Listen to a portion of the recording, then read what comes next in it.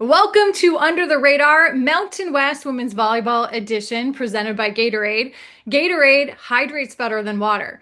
I'm Kelly Burke, and joining me today is Colorado State head women's volleyball coach Emily Kohan, who recently celebrated Alumni Weekend and the 50th anniversary celebration of Rams Volleyball. Coach, always great to see you. When you have a chance now to digest the entire weekend, what is the most memorable part about having all these different eras of Rams volleyball back together? I think the most impactful visual that I had, so up the walkway to Moby Arena, we made a Hollywood Star Walk where each alum that's ever played here, 230 plus alums, had their own star.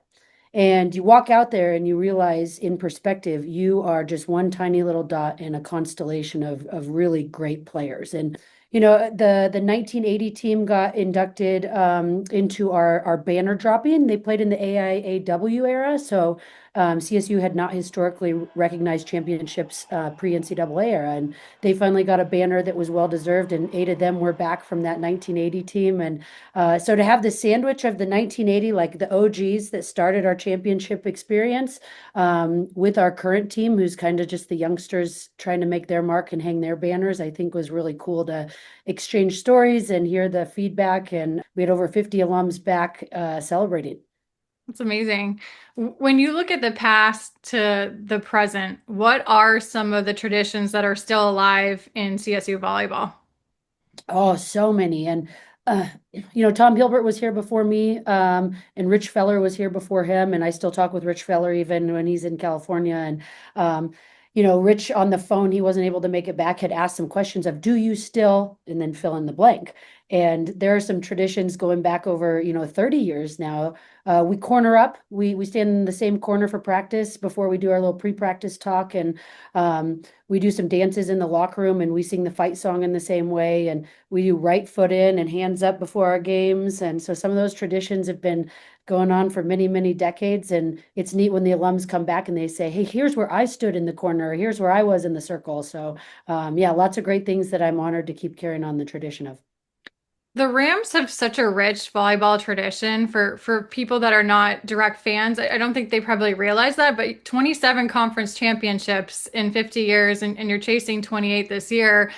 Why has this program been able to sustain such a level of success year in, year out? And even into this year, you have such a youthful team. I think a big piece is in Fort Collins and at Colorado State, volleyball matters, right? I haven't looked today, but last week we were 6th in the country in attendance.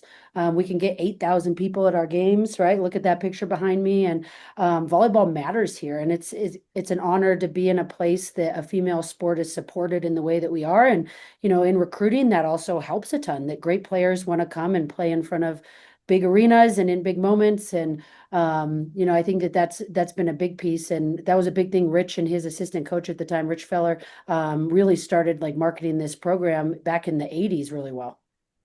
With this year's team, being so young and that community engagement you have, what are some of the ways that you've introduced this young group to the Moby Madness and to the community there? That's such a big support of volleyball.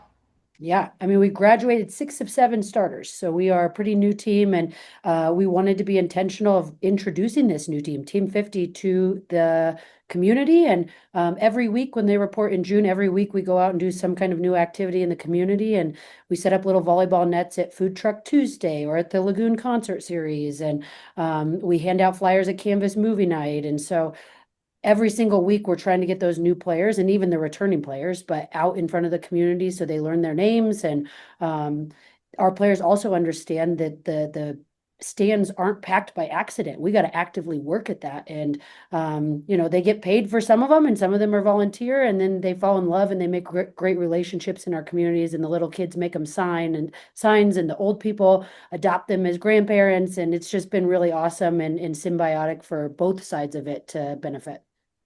One of the things I learned last year when I was calling your championship in Vegas was that you have this group called the Bomb Squad. And bomb, not like B-O-M-B, bomb, B-O-M, babes on a mission. So what's the backstory of their role on your team?